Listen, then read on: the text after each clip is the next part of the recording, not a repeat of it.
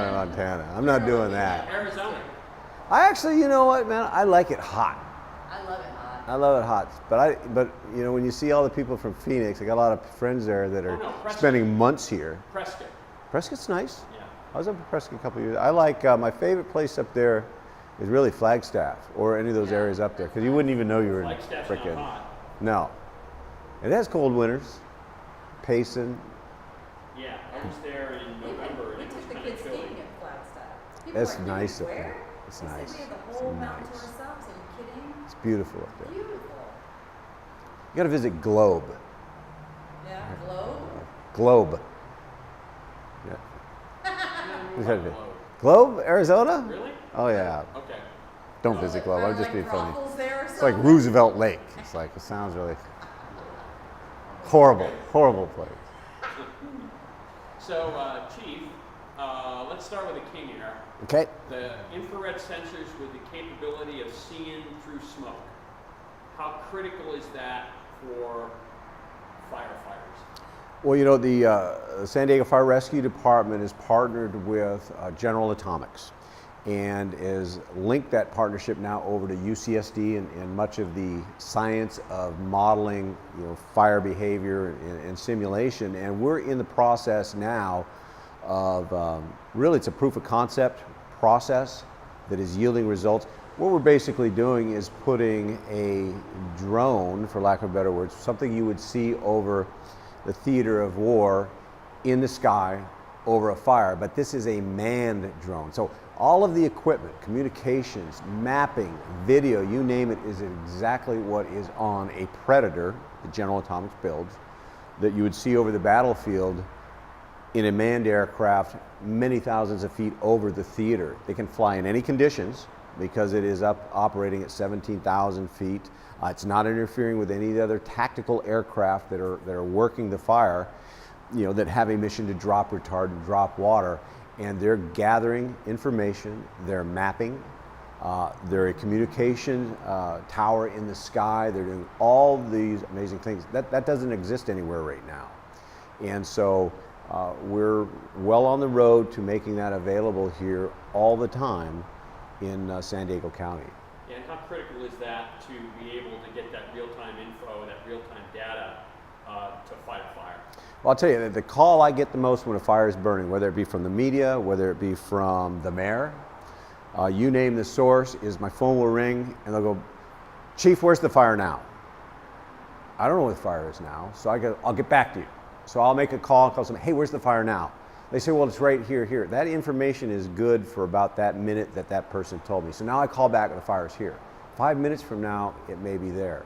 For any of those people that are calling me to be able to pull up on their smartphone, to pull up on their desktop and see exactly where that fire is real time, no matter if there's a smoke cover or whatever it is, down to, you know, granular dirt level, that's a huge capability. Not just for the firefighters that are making decisions, but the policymakers, the folks that are talking about, you know, setting up shelters for the evacuated population. We have a history, unfortunately, of large, you know, disasters in this county, and we've evacuated tens of thousands of people. And quite frankly, many of those people didn't need to be evacuated. So if we're now able to see those areas that the fire is going to impact first or the hardest and do very targeted evacuations, we're really only removing those people that need to be removed. Because once you remove them, you got to take care of them. You've got to feed them, you've got to, you know, make sure all of their needs are available, and that's a pretty tough demand on the community.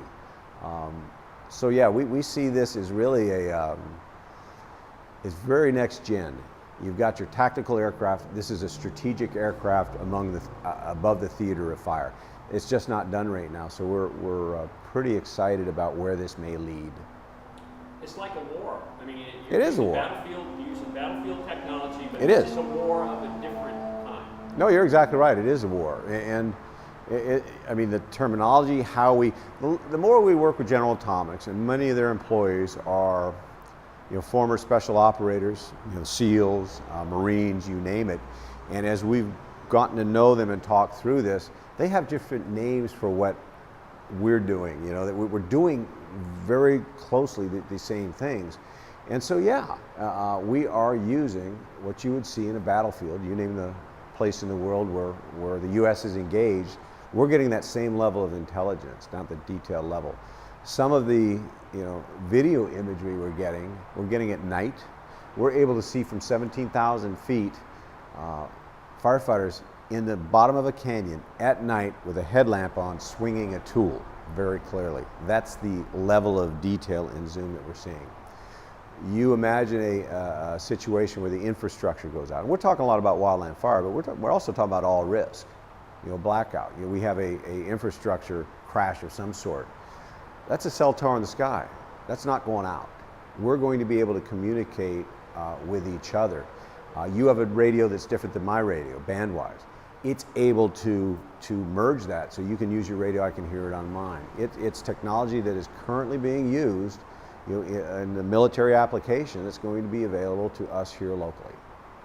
And the technology overall, right? I mean, just from the infrared cameras to the computer simulations Yes. To predict fire behavior, invaluable. Yeah, the modeling, SDG&E is doing work with UCSD.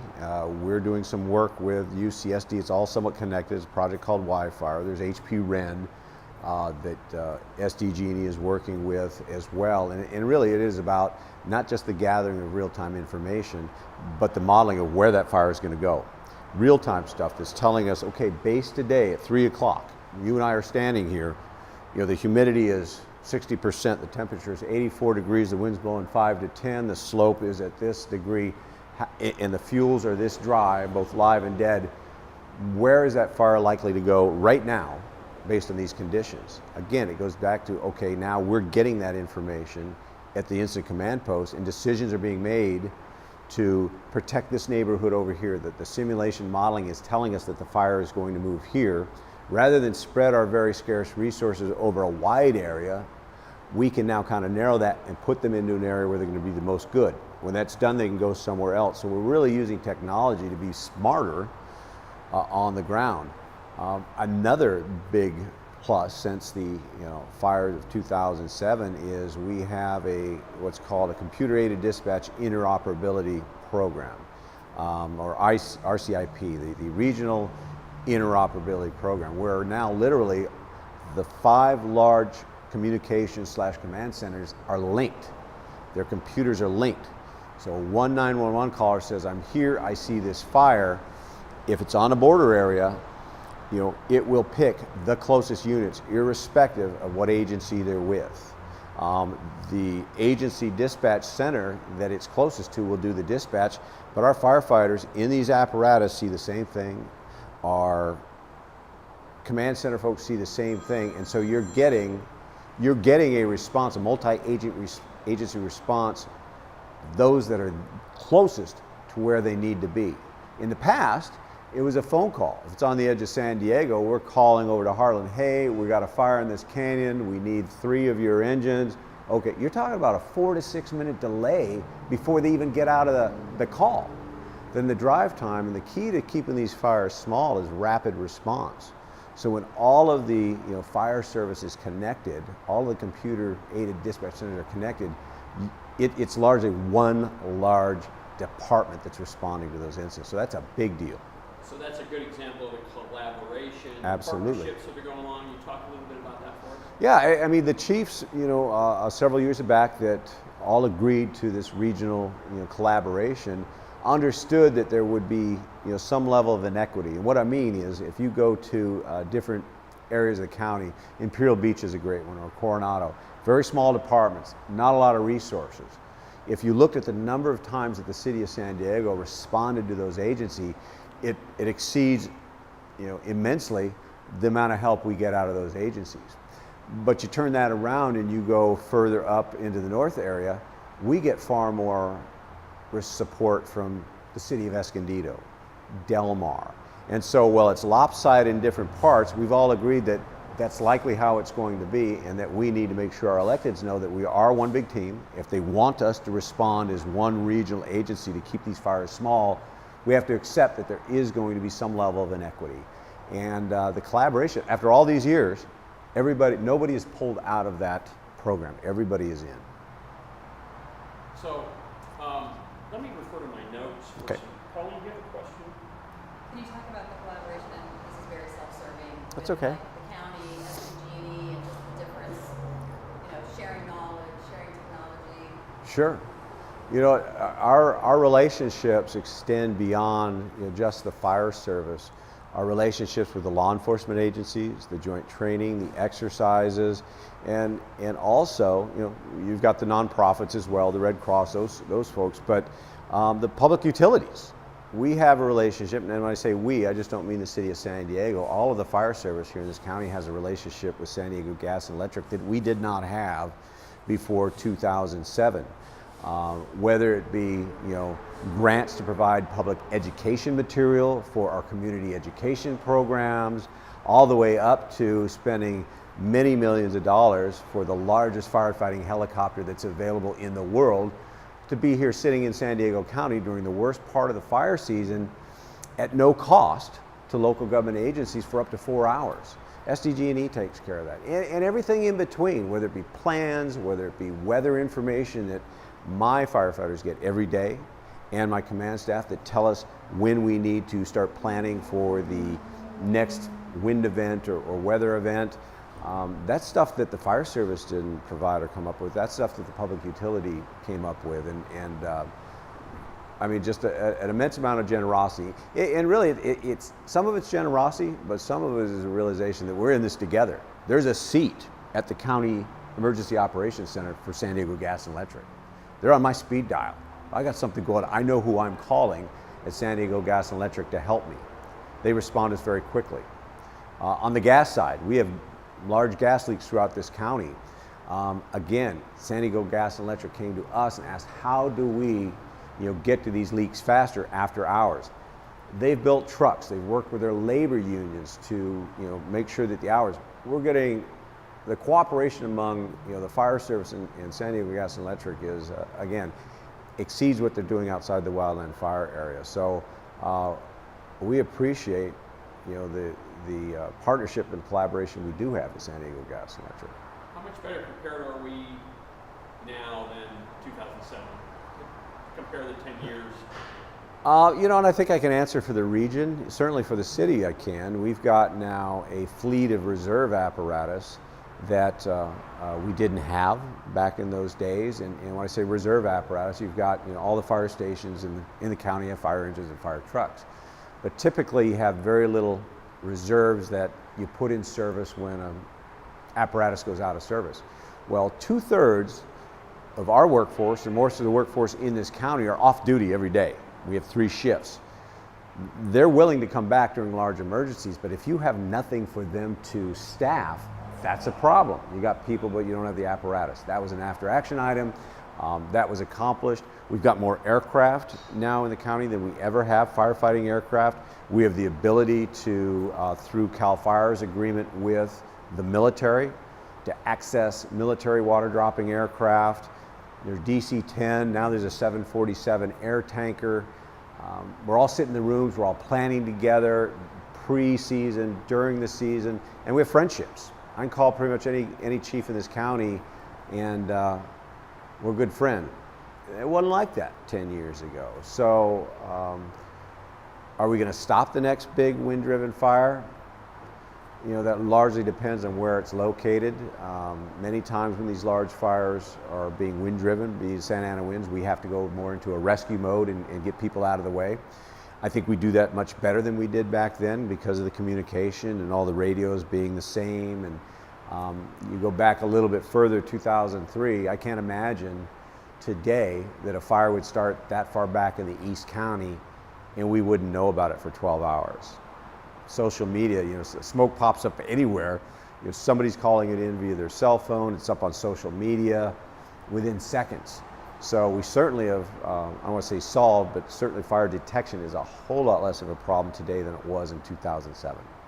So there's a quote that I think you're pretty famous for now. There is no larger threat to life and property in this county, this region, and this city than wildland fire. That's a great one. I say that every chance I get. As I tell people, You there's want no. to say it again? Yeah, and it's true. History has demonstrated that there's no bigger threat to life and property than wildland fire in San Diego County. And that is the absolute truth. If you go back, recorded history in San Diego County, you will see the most loss of life due to that disaster. You will see the most structure loss due to that disaster. And many would have it that San Diego County is really where a lot of the policies that the U.S. Forest Service, the CAL FIRE, the local government agencies use today came out of big fires here in San Diego County. The Hauser Creek fire back in the 30s, the Laguna fire in the 70s, the Inaha fire in 56. That's where the 10 standard firefighting, we lost 10 firefighters there. The fires are doing the same thing. Santa Ana wind is going to be a high pressure system that sets up with a low off the coast, and the hot, dry winds blow through. And so the easy part for the fire department is, where's the fire going? Remember the question I get, where's the fire going? I can lay out a map and tell you where the winds are coming out of the northeast. It's going southwest. That's where the fire is going. There's no question about it. However, there's not much we can do other than get people out of the way and protect the structures that we can, because we're never going to be in a position where we have enough fire engines to put in everybody's driveway. Doesn't matter where you are in the West, that's the case. What exasperates that, though, is where we are geographically in this country. We're in what we call the cul-de-sac of the state. Any help, when these winds surface, they start up north and they gradually surface south.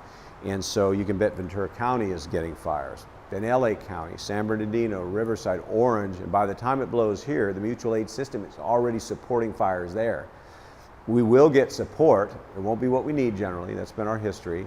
But you're not going to get anything from the west. You're not going to get anything from the south. You're not getting anything from the east. It all has to come from up north. And so we've learned, based on experience, that we are going to be on our own likely for the first few days.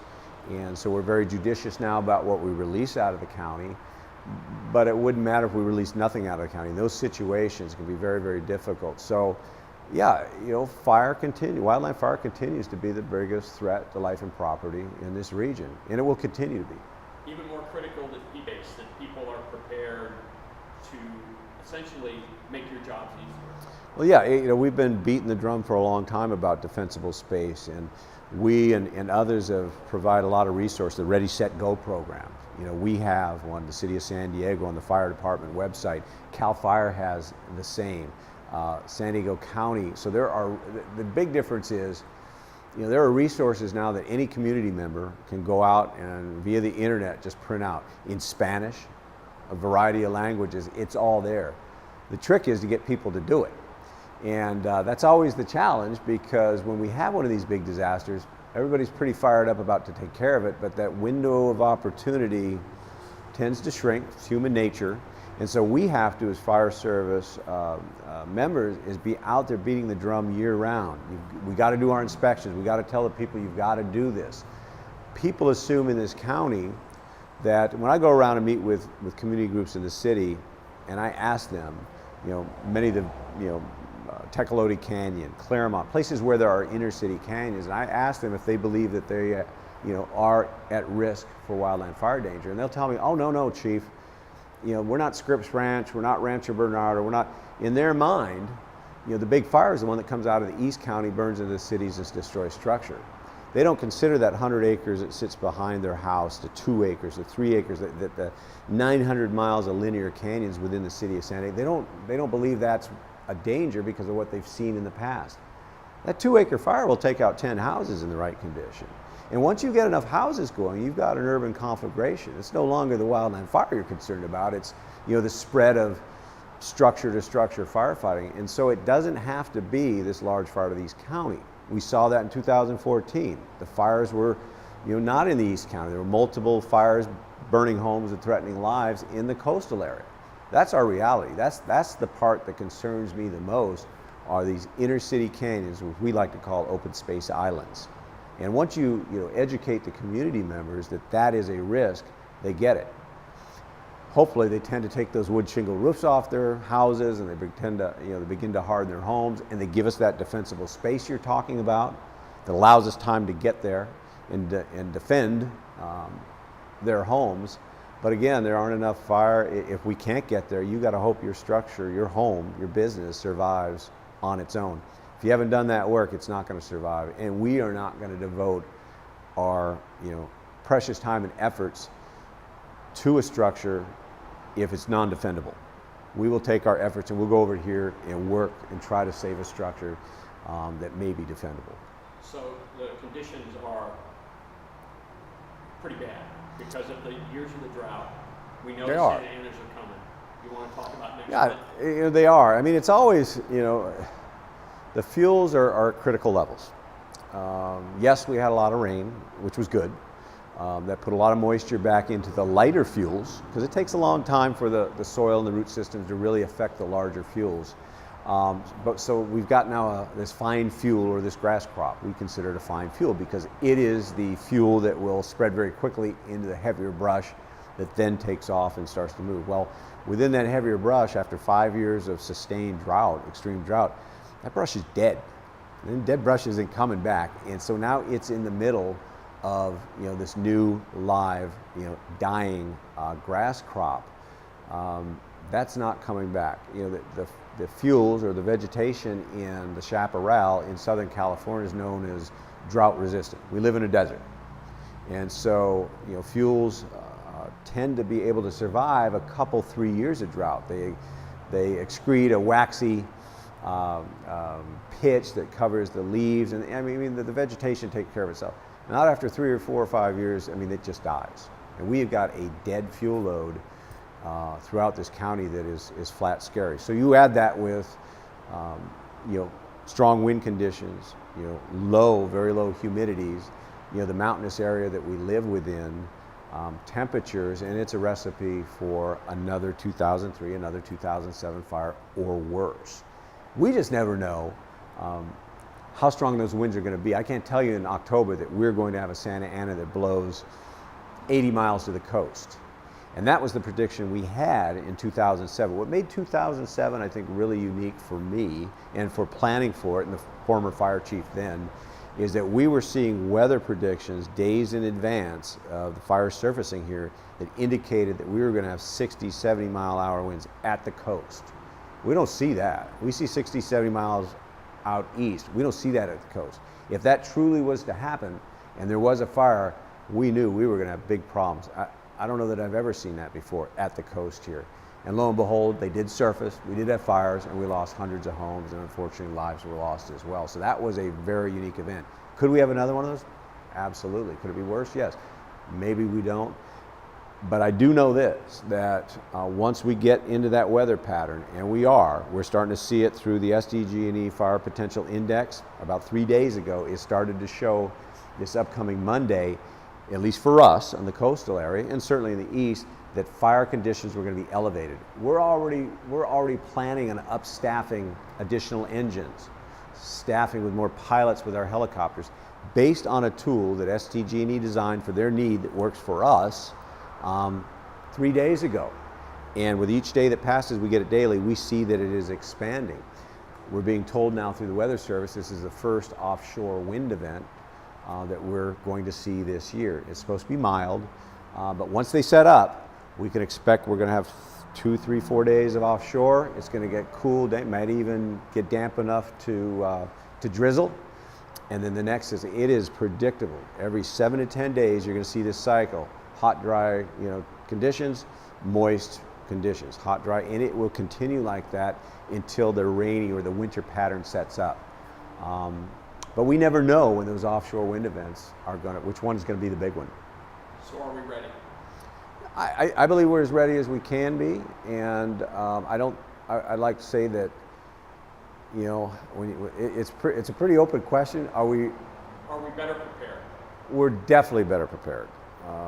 We've got the resources, not just within the city, but throughout the region. We've got the relationships, we got the agreements, we got the technology, we've got the equipment, we've got the aircraft. We are far better off than we were 10 years ago. That's what you wanted to hear, huh? I knew that was the line right there. It's like, I'm a little slow. It's like, oh, that's what they're asking. That's right. Takes me a while. Yeah. Okay. I was like, oh. Beauty. Aha. Perfect.